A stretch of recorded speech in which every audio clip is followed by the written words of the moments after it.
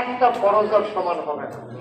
এই জন্য এই ওয়াজ যখন নোয়াখালীর হুজুরে করতে আছে, আমরা বাংলাদেশের হুজুররা দেখলে নোয়াখালীর হুজুররা হইল বুদ্ধি বেশি, তারা ওই ডাব ডুব খায় তো আয়োডিন বেশি, আমরা আয়োডিন কম, আমরা কুমিল্লা বড়ুরা নাঙ্গলকোট টাঙ্গলকোট আমরা কোনো মতো আবার চলে দেখে আসি আর কি।